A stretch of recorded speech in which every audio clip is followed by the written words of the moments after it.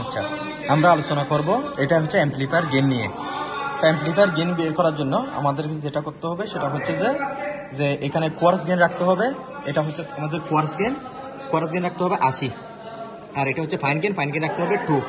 তো quartz total gain হবে quartz gain into fine gain, তা 80 দুগুণ 160। এবং আমরা উপরে এখানে অপারেটিং ভোল্টেজ রাখবো 1100 হচ্ছে এখানে 1000, এখানে হচ্ছে 100 1000 যোগ 100 সমান হচ্ছে 1100।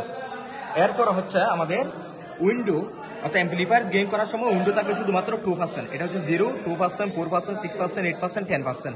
আমরা রাখবো শুধুমাত্র 2%, এই মানটা আমরা চেঞ্জ করবো না।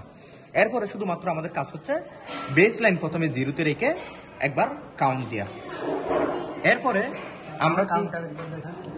আমরা বেস লাইন 0-তে রেখে আমরা কাউন্টে সাব দিব। এখানে কাউন্টে সাব দিব, এটা কাউন্ট হতে থাকবে 0.5 মিনিট পর্যন্ত।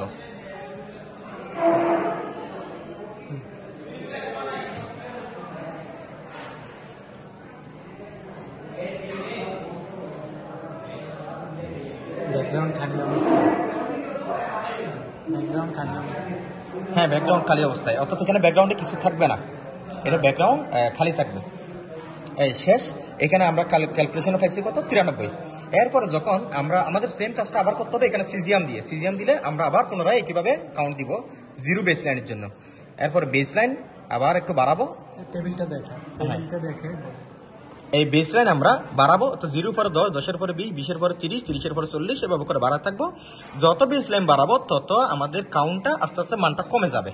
হ্যাঁ, একবার আমরা ব্যাকগ্রাউন্ডের জন্য নিব অর্থাৎ উইদাউট সোর্স, একবার আমরা উইথ সোর্স দিয়ে নিব, অর্থাৎ এখানে সিজিএম ফরম্যাট দিয়ে নিব।